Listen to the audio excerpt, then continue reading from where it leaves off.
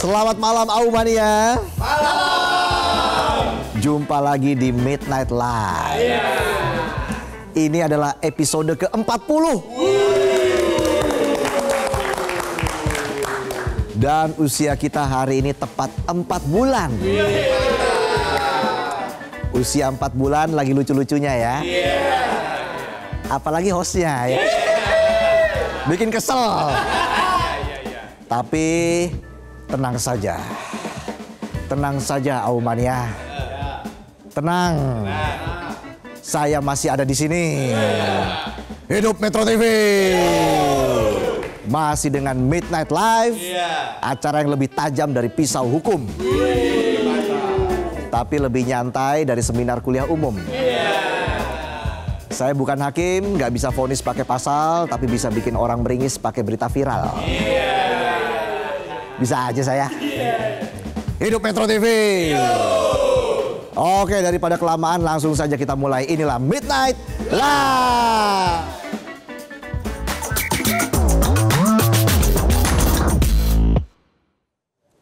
Iya, malam ini saya bakal bawain berita-berita soal fakta sidang.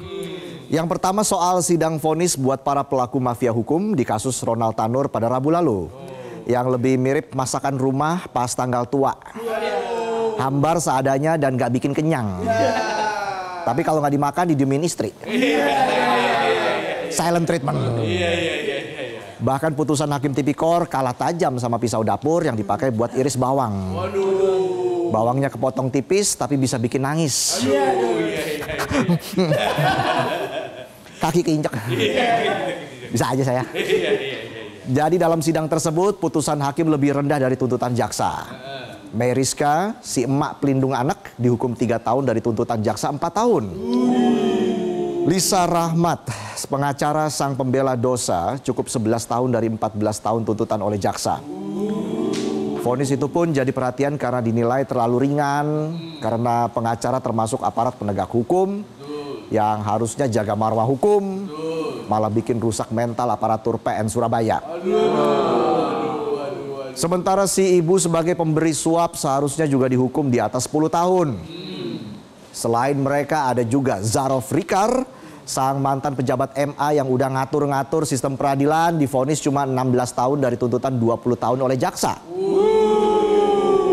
Padahal mereka sudah menyuap hakim 4,6 miliar rupiah. Demi sang anak kesayangan Meriska, Ronald Tanur bebas dari kasus pembunuhan. Kasusnya serius sampai hilangin nyawa. Bukan hilangin celana. Tapi hukumnya malah bercanda. Itu semua karena hakim mau diajak main mata. Kalau main lidah, dah. Kita fokus ke Zarof ya penonton ya. Jadi si Zarof ini bukan kaleng-kaleng, dia ini mantan pejabat Mahkamah Agung yang bisa ngatur mutasi hakim. Bisa ngatur siapa jadi apa, siapa duduk di mana. Gampangnya kayak HRD-nya dunia peradilan. Bedanya dia nggak nyari karyawan berkasus, tapi nyari celah sogokan jadi maklar kasus. Hasil dari praktek maklar kasus yang mencapai 915 miliar rupiah. Dan emas 51 kilo. Tapi lupa dapatnya dari mana.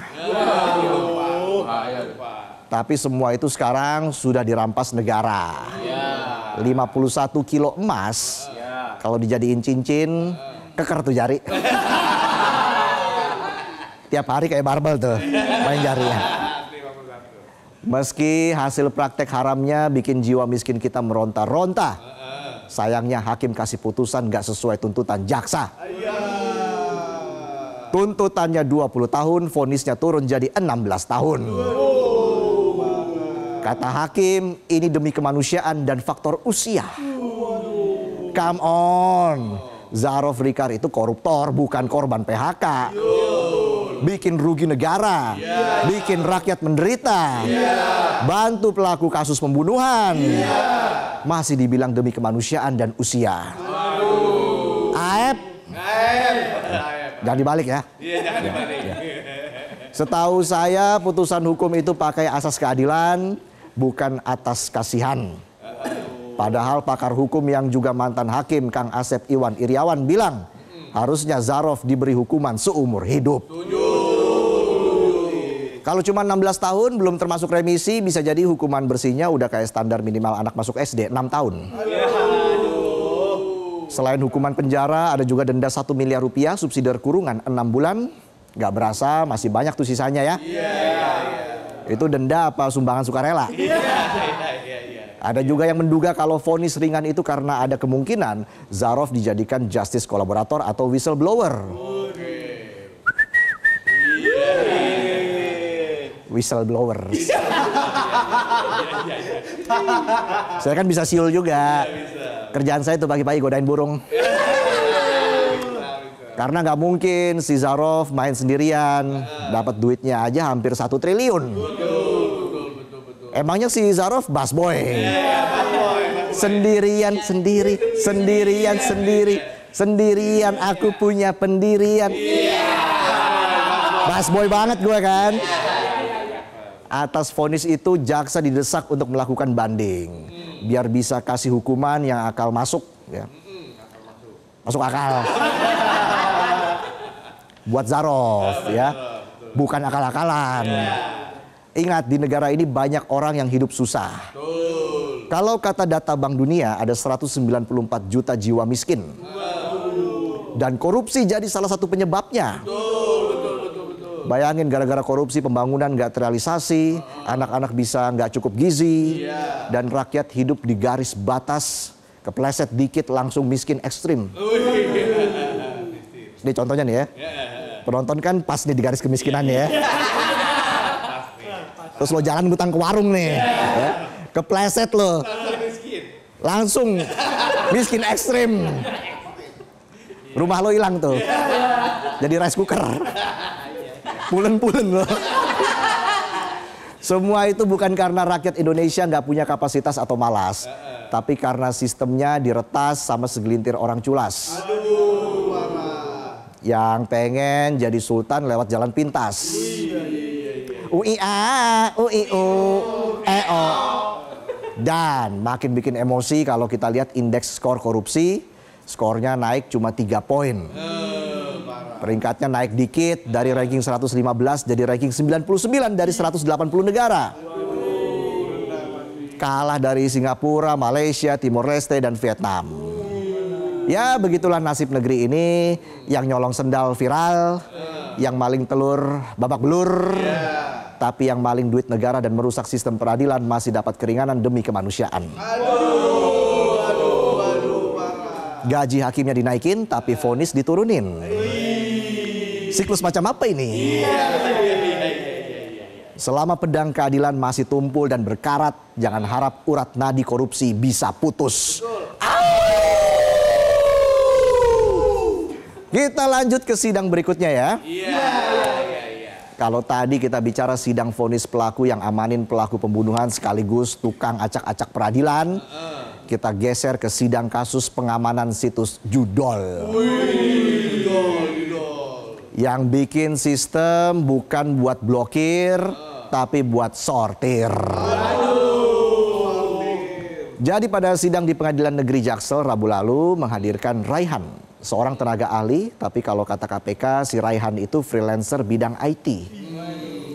Sing penting IT wae. Uye. Jadi Raihan ini dapat komisi 200 juta rupiah cash. Dapatnya dari Adi Kismanto, terdakwa kasus pengamanan situs Judol. Karena bikin aplikasi pelacak link-link gacor yang seliweran. Penonton pernah lihat nggak duit cash 200 juta di depan mata? Paling depan TV doang kan? Saya dong pernah. Pas lagi ngutang ke bank. Tapi aplikasinya bukan buat blokir, tapi buat sortir link mana yang sudah store buat dijagain. Kalau preman harus ke pasar-pasar, pasang tampang galak, malak setoran, citranya jelek lah ya. Nah, para pegawai Kominfo ini beda. Cuma modal kopi, duduk di kursi empuk, ketik-ketik depan komputer, Scroll mouse naik turun. Padahal Excelnya kosong. Dapat setorannya nggak main-main. Mertua, tetangga, mantan nggak curiga. Dikira main Bitcoin padahal malak online. Kesenjangan preman. Nama aplikasinya clandestine. Kayak istilah mata-mata. Nyatanya buat main mata. Kalau main lidah, bah. Selain keterangan Raihan, ada juga keterangan dari terdakwa Muhammad Abindra Putra Tayyip yang dihadirkan sebagai saksi mahkota. Ia mengungkap kalau para terdakwa ini punya grup Telegram rahasia. Nama grupnya Servis AC.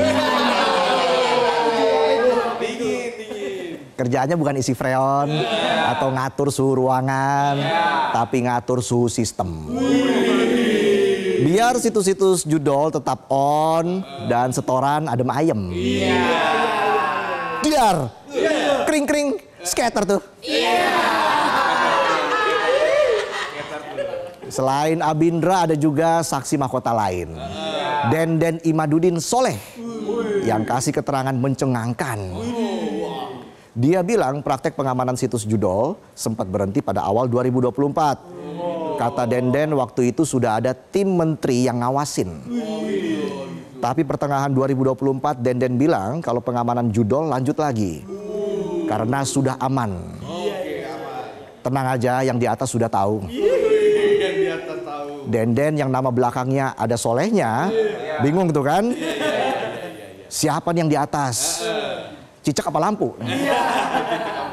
Ternyata mantan Menkominfo. Begitulah ungkapan Denden di fakta persidangan. Karena namanya sering disebut di sidang, sang mantan akhirnya dikejar-kejar wartawan. Dan pas ditanya soal pengamanan situs judi online, jawabannya sangat fenomenal. Alah, biar aja. Bisa aja dia. Ini jawaban mantan menteri apa jawaban mantan gebetan? Ditanya kenapa nggak jadi nikah sama si dia? Alah, biar aja. Tapi sambil muter lagu, aku udah lupa, tak ingat lagi.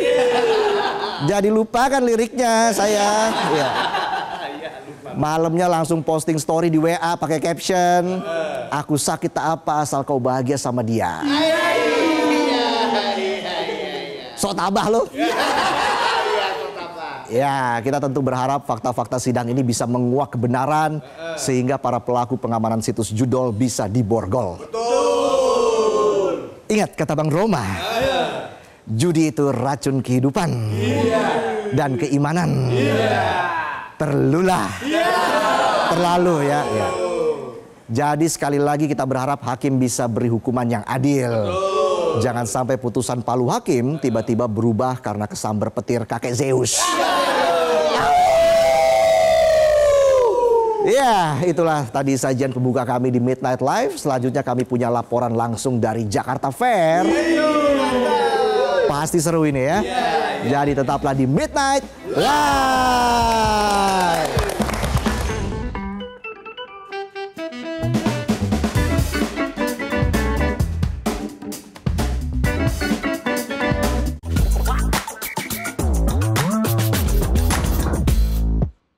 Didukung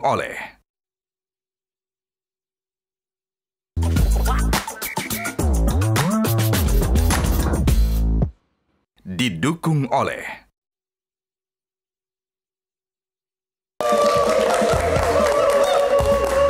Kembali lagi di Midnight Live. Aumania mana suaranya? Malam ini saya akan ajak Aumania semuanya untuk jalan-jalan di Kemayoran. Menikmati acara tahunan yang selalu dinanti warga. Apalagi kalau bukan Jakarta Fair. Ayo ke Jakarta Fair. Apal nggak? Jakarta Fair Kemayoran. Dan sudah ada Aris Setia di sana. Aris, apa yang seru di Jakarta Fair malam ini?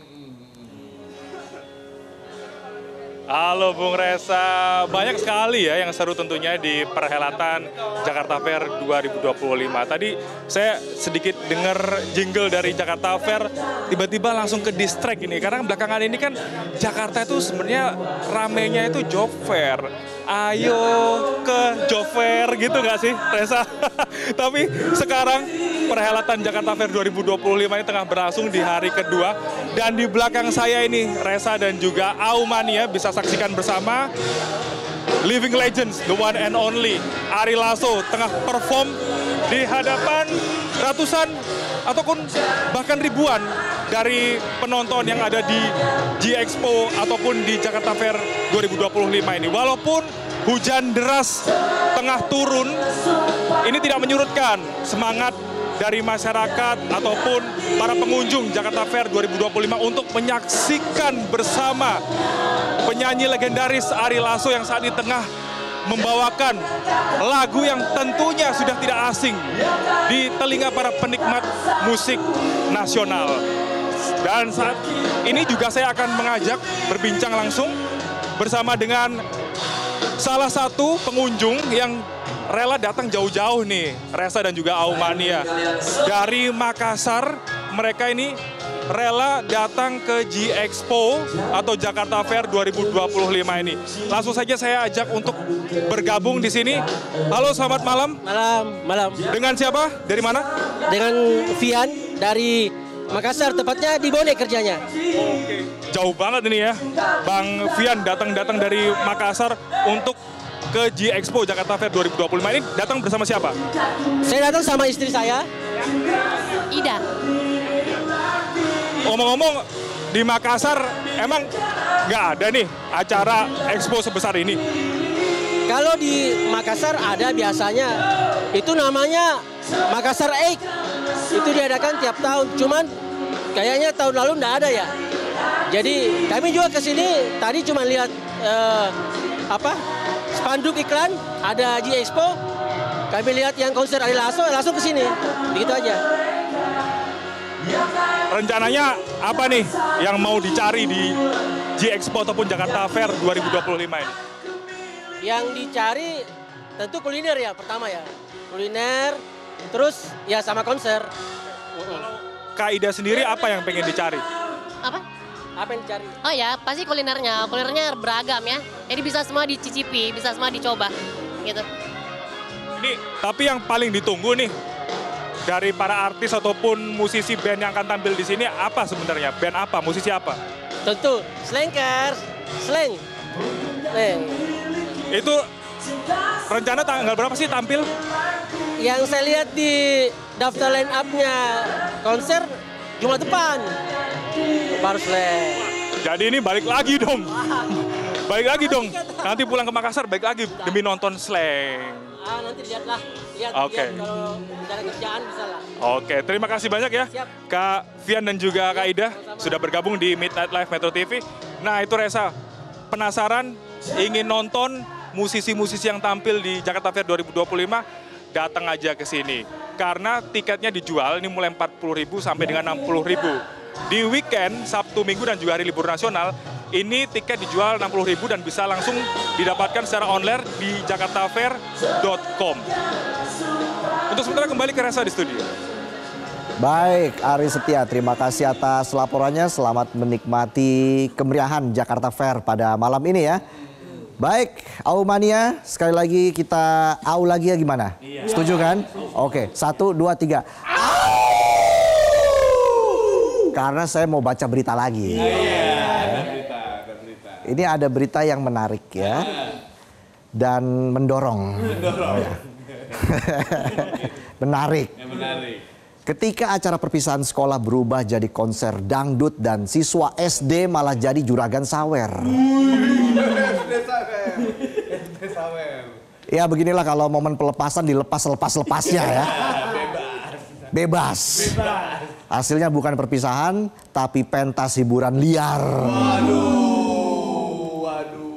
Peristiwa ini terjadi di SD Negeri 1 Kenayan, Tulung Agung, Jawa Timur. Kita lihat nih, wih asik sekali. Sejumlah siswa kelas 6 berjoget dengan penuh semangat. Yang bikin heboh, mereka juga nyawer biduan. Kayak udah gajian aja mereka ya. Padahal pakai duit jajan tuh. Mana 2000-an lecek lagi. Dan yang lebih mengejutkan, aksi ini didukung oleh wali murid. Para ortu malah ikut-ikutan nyawer. Ini yang doyan anaknya apa bapaknya nih? Awas tuh bininya standby bawa panci. Pihak sekolah langsung pasang wajah kaget.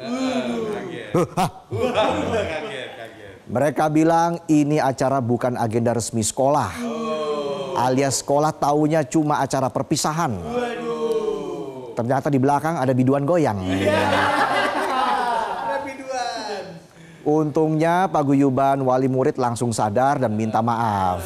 Baik secara lisan maupun tulisan. Karena sadar kalau sekolahnya viral bukan karena prestasi tapi karena nyawer biduan seksi. Pihak sekolah pun berjanji akan lebih ketat mengawasi acara bersama wali murid. Supaya ke depan nggak ada lagi tuh acara hiburan berujung keresahan. Anak SD butuh bimbingan bukan biduan. Ya, duitnya seharusnya buat tabungan, bukan buat saweran. Dan kita akan kembali dengan sejumlah informasi lain. Jadi tetaplah di Midnight Live. Tradisi yang agak aneh ya.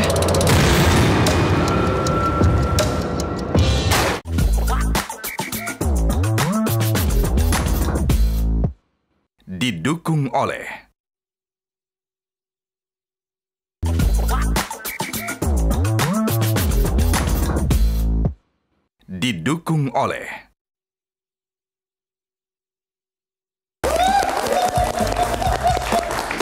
Kembali lagi di Midnight Live.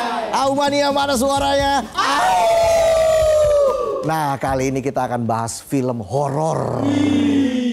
Sudah hadir bintang tamu kita. Yang pertama ada Atika Hasiholan.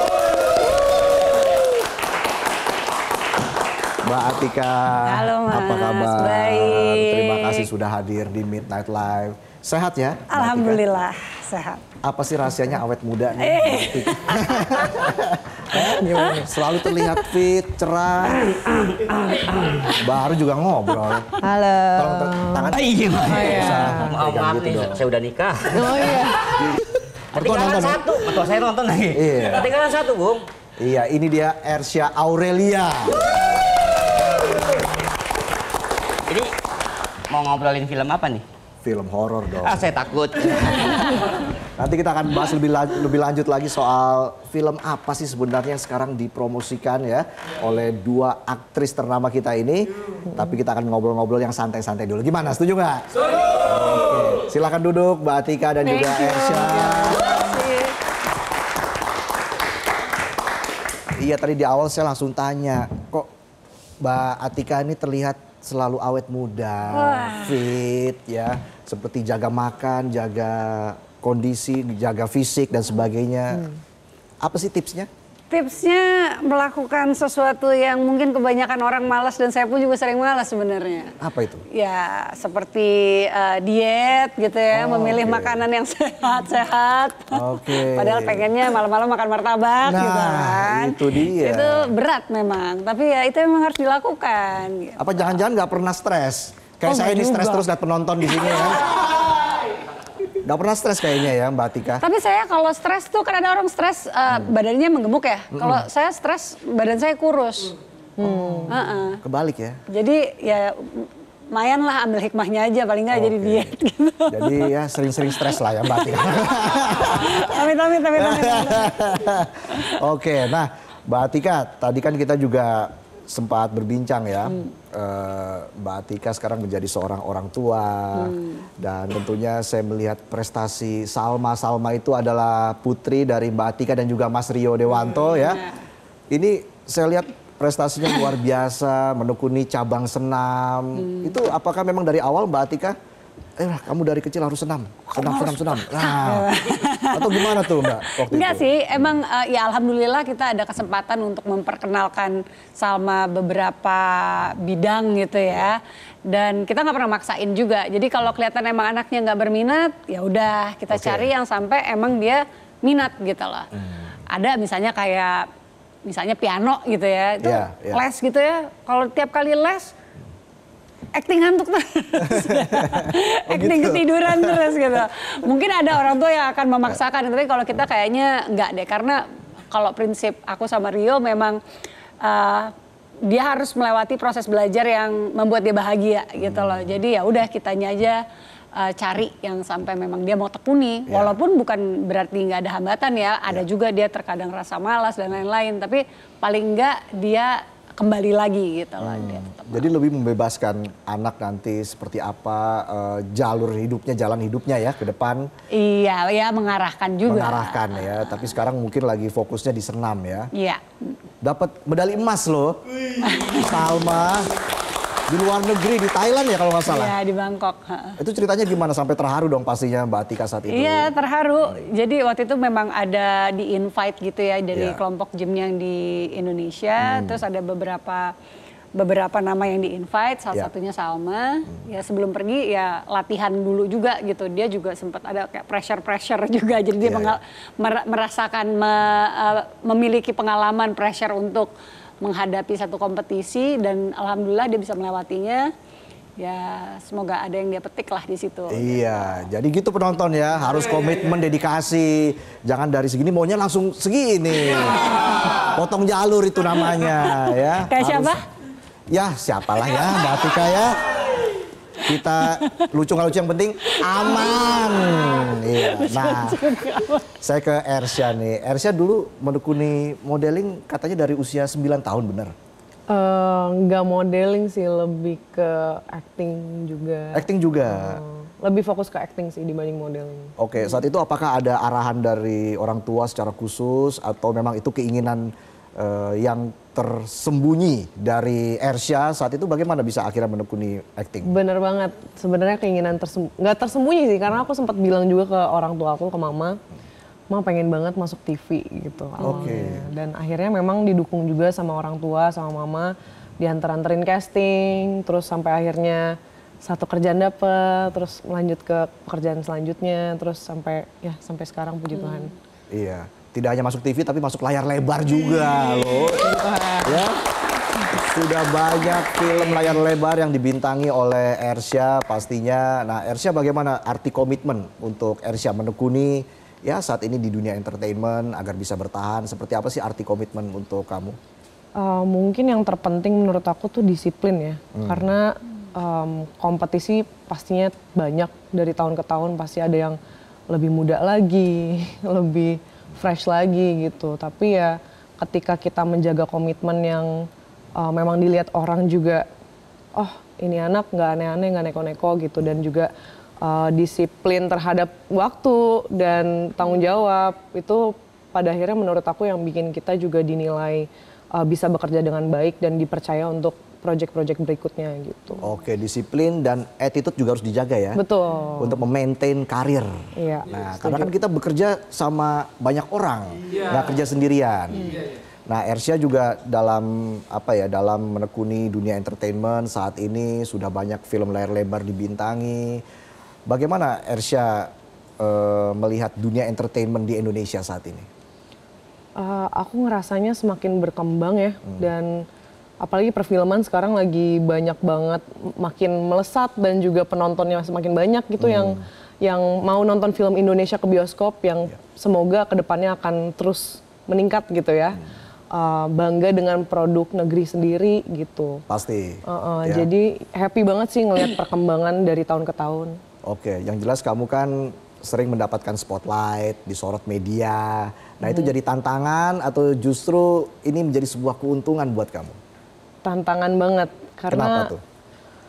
Apalagi kalau kita lagi membawa film kayak gini ya, kita kan juga punya tanggung jawab untuk memberitakan hal yang baik dan juga bisa merepresentasikan film kita dengan baik. Jadi ya itu, belajar, aku sih masih belajar terus ya, kayak masih ngerasa setiap kali ngomong atau di depan media tuh masih banyak yang harus diperbaiki lagi. Tapi ya sambil seiring berjalannya waktu jadi belajar banyak lagi. Tapi sudah lancar kok ya. Cara komunikasi sudah lancar ya.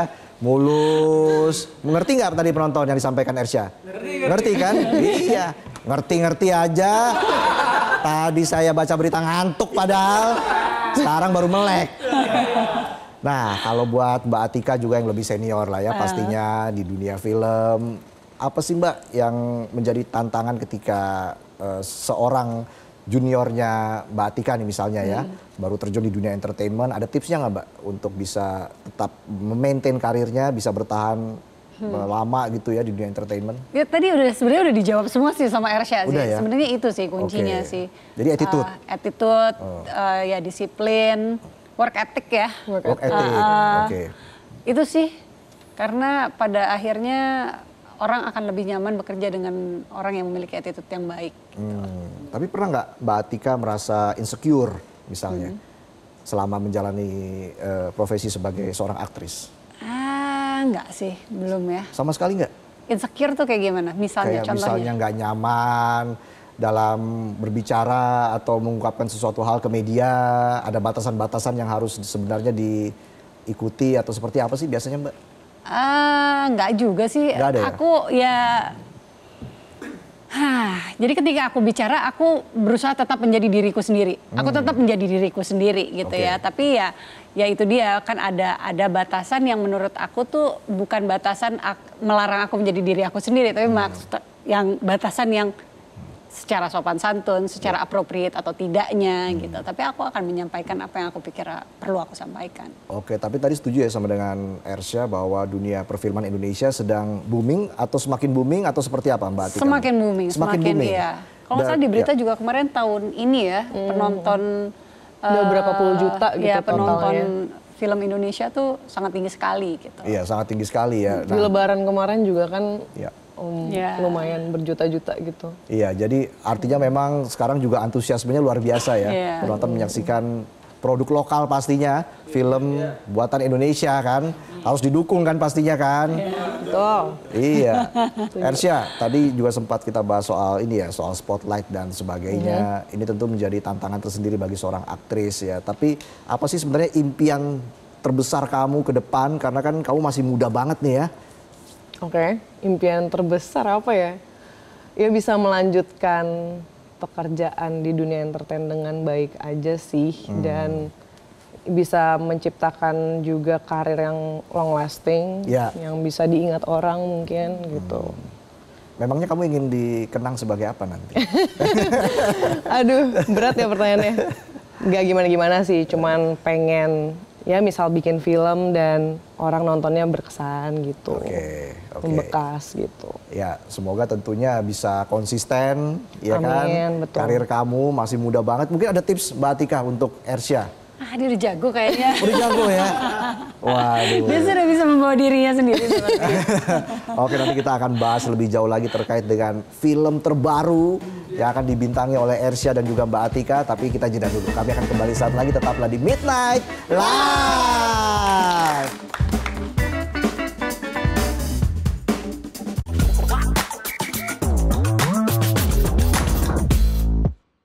Didukung oleh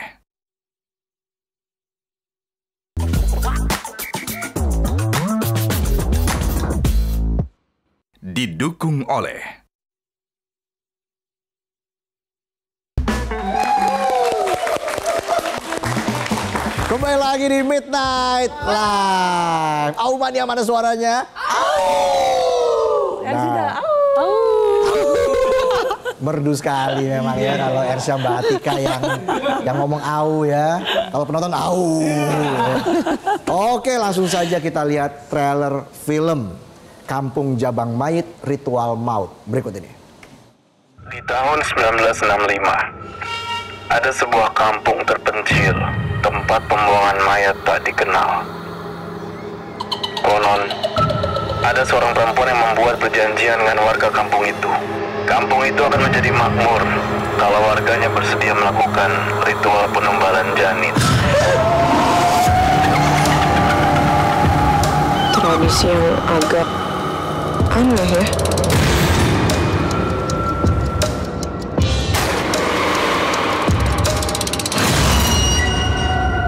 Kampung itu dikenal dengan sebutan Kampung Jabang Mayit. Beda sayang. Apa ya Mbak? Tutup mata, kamu doa hal yang paling kamu pinginin sekarang. Apa yang membuat kamu kemari? Kenapa kamu mau menggugurkan janinmu?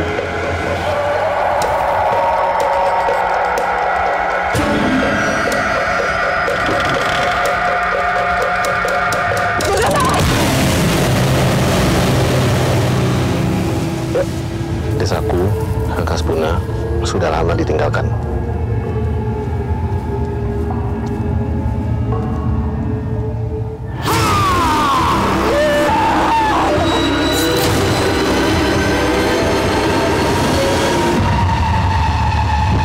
Karma itu kan gak akan datang bagi orang yang berkorban.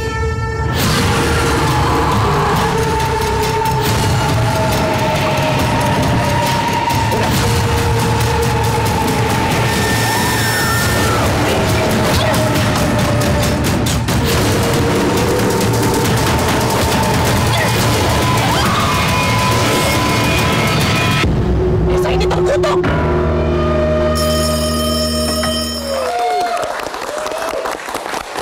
24 Juli 2025 akan rilis film Kampung Jabang Mayit Ritual Maut. Mungkin untuk Mbak Atika ini film horor ketiga ya, setelah Dendam, Suster Ngesot, dan Terkutuk. Ya. Memang suka film horor atau bagaimana nih? Sebenarnya yang Dendam Suster N itu 2009-2008 gitu ya. 2010, zaman dulu kalah lah. Zaman dulu. Tapi kenapa akhirnya tertantang? Oh itu sebenarnya film pertama gue jadi pemeran utama loh. Oh iya? Oh ya? Berarti udah start from horror ya? Enggak, sebelumnya udah ada, tapi bukan pemeran utama. Itu. Terus kemarin tahun lalu ada film Terkutuk, terus ini. Kenapa akhirnya menerima tawaran dari film ini? Apakah memang ingin merasakan atmosfer film horor lagi atau seperti apa Mbak Atika? Ada banyak hal sih. Satu dari orang-orang di balik layarnya ya. Jadi waktu pertama kali di approach, aku kan tahu yang menjadi tim di balik layarnya siapa-siapa aja, dan itu orang-orang yang aku appreciate gitu ya, yang aku emang pengen kerja sama bareng. Terus juga pas itu aku tahu, waktu itu aku belum tahu kalau Kampung Jabang Mayit ini terkenal itu di kalangan pencinta horor di thread dan YouTube podcast gitu banget ya. Karena kan. Jadi wah ini pasti sesuatu yang menarik gitu. Terus juga pas aku tahu lawan mainnya Ersya, ada Buki, ada yang lain-lain juga yang mereka anak-anak muda yang sekarang ini lagi rising dan keren. Amin aja deh. Nah, sebelumnya emang aku lagi udah nonton filmnya Ersya kan yang Susuk dan aku emang impress sama performance-nya. Jadi Ersya oke gitu. Jadi banyak hal yang ingin aku terlibat gitu. Gimana Ersya beradu akting dengan Mbak Atika? Awalnya sempat deg-degan, terus yang belum tahu akan seperti apa orangnya. Terus waktu itu Kak Atika tuh pas aku main di film sebelumnya, dia sempat nge-tag aku di Instagram, terus intinya cukup memberikan kata-kata baik lah tentang film yang sebelumnya. Makanya wah pressure nih, akhirnya ketemu bareng, terus syuting bareng juga. Tapi happy banget, ternyata orangnya asik banget. Iya. Beneran kayak vibes-nya tuh kayak bisa nyamain anak-anak muda yang maaf. Maksudnya bisa. Aku tuh muda terperangkap di tapi awet usia muda. yang agak kebanyakan. Nggak kayak saya awet tua ya. Tapi memang saya tadi baru pertama kali nih ketemu Mbak Atika. Anak muda yang bisa nyambung sama anak bocah. Iya benar. Saya juga baru pertama kali ketemu Mbak Atika nih hari ini. Ternyata memang vibes-nya beda bener sih ya. Iya kan, asik banget gitu asik, kan. ngeblend. Bener. Ya. Luar biasa Mbak Atika memang. Senior panutan nih di dunia entertainment ya. Oke lanjut lagi. Ersya, apa yang bikin kamu tertantang di film horor ini? Apakah memang di dunia nyata kamu mengalami sebuah peristiwa horor juga? Misalnya di ghosting cowok kan bisa kan? Itu kan peristiwa horor juga kan? Itu lebih horor itu. Itu lebih horor ya? Horor. Apa yang membuat kamu tertantang akhirnya, oke, saya akan menerima tawaran ini dan saya akan tampilkan yang terbaik kualitas acting saya di film horor ini?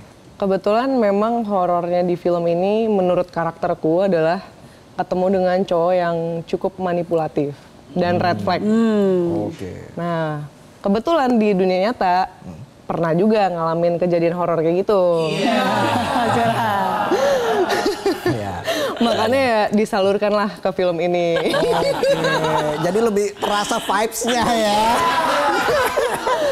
Jadi ada kepuasan tersendiri dong ya dalam memerankan. Iya, justru jadi banyak yang relate dan kayaknya juga banyak perempuan, anak-anak muda di luar sana juga bisa relate sama karakter Weda. Bahwa dia juga masih dalam proses mencari jati diri, tapi ketika dia lagi di peak karir dia, lagi naik daun, lagi bagus-bagusnya jadi foto model, dia dihadapkan dengan sebuah masalah di mana dia hamil. Gitu. Jadi keputusan dia seperti apa, ya itu yang akan dilihat di filmnya. Gitu. Tapi katanya kamu juga mengalami pengalaman mistis nih saat main di film ini. Siapa yang bilang nih? Bonek, tolong. Jujur nggak ada sih selama film ini kayak kita. Oh kebetulan ini karena film horornya juga horor yang terang. Iya. Jadi 90% film ini di shoot memang di siang hari. Jadi itu juga yang membedakan film kita. Oh iya. Tapi tetap suasananya, vibes-nya katanya ini sangat mencekam gitu. Iya, itu tantangannya juga untuk filmmakernya juga kan, membuat suasana yang tegang, mencekam, tapi dalam keadaan terang. Gitu, iya. Apalagi Mbak Atika juga berperan sebagai dukun ilmu hitam. Ya, wah ngeri nih ya. Ilmu hitam, bagaimana mendalami karakter seorang dukun ilmu hitam? Pertama, gimana ya? Ya, research lah ya. Kan nggak mungkin juga jadi dukun beneran gitu ya, training jadi dukun beneran tuh nggak juga gitu. Jadi baca lebih gitu ya? Ya lebih ke baca, nonton. Ya banyak hal itu untuk hal-hal teknisnya ya. Begitu juga dengan ilmu hitam gitu. Kenapa sih orang bisa memilih untuk mendalami ilmu hitam dan apa-apa saja yang dilakukan, hal-hal seperti itulah yang aku pelajarin. Tapi di satu sisi juga gimana pun juga nih Itoh, dukun yang aku perankan ini, dia kan manusia. Itu ada apa sih alasan yang membuat dia akhirnya memutuskan untuk menjadi seorang dukun dan mendalami ilmu hitam ini gitu loh. Pasti kan ada alasan di belakang itu. Yang itu juga aku pelajari dan aku diskusikan dengan sutradara dan penulis. Tapi risetnya sampai ketemu dukun beneran nggak? Enggak sih. Enggak sampai segitunya enggak. Jadi riset aja sudah cukup tuh ya. Untuk Mbak Atika bisa akhirnya mendalami peran seorang dukun ilmu hitam itu ya. Mudah-mudahan cukup. Rasanya sih cukup. Cukup ya. Ya kalau Mbak Atika udah ngomong gitu ya kita percaya aja kan. Senior mau gimana lagi kan. Senior oh iya, lupa. Maaf, apa tadi? Anak muda yang memberikan wejangan ke bocah. Nah, ya. Untung saya masih dianggap bocah nih. Kan sama-sama senang kan kita kan? Iya, benar-benar. Ersya, seperti apa sih peran yang kamu sukai atau bagaimana cara kamu memilah-milah peran ketika menerima tawaran sebuah film gitu? Oke, menarik. Kadang aku nyari kesamaan apa yang aku punya dengan si karakter ini. Apakah aku pernah ngalamin kejadian yang sama juga seperti yang dialami sama karakterku? Dan apakah aku relate sama karakternya? Cuman kalau memang tiba-tiba dapet tawaran yang jauh banget dari kepribadianku asli dan kayak experience-nya juga beda banget, ya justru di situ challenge-nya, tantangannya tuh untuk gimana caranya memportray sebuah perasaan atau peristiwa yang akurat seperti di skenario, tapi aku belum pernah ngalamin gitu. Jadi ya gimana caranya riset dan diskusi dan segala macam sama sutradara dan penulis juga supaya bisa mendapatkannya. Baik, semoga sukses filmnya. Kita berikan tepuk tangan untuk Ersya dan juga Mbak Atika. Kita maju ke depan. Mungkin terakhir dari... Oh, ada piagam. Enggak. Ada plakat, biasanya ada plakat. Enggak, oke. Mbak Atika, terakhir mungkin harapannya untuk film ini. harapannya semoga semua penonton tanggal 24 Juli nanti datang ke bioskop untuk menyaksikan Kampung Jabang Mayit Ritual Maut. Oke, 24 Juli 2025. Kita berikan tepuk tangan sekali lagi. Dan sampai jumpa lagi. Saya Valentinus Reza pamit undur diri. Sampai jumpa dan kita bertemu lagi di Midnight Live minggu depan. Hari Selasa, episode 41. Jadi sampai jumpa dan ketemu lagi di Midnight Live. Metro TV. Jelajahi cara baru mendapatkan informasi. Download Metro TV Extend sekarang.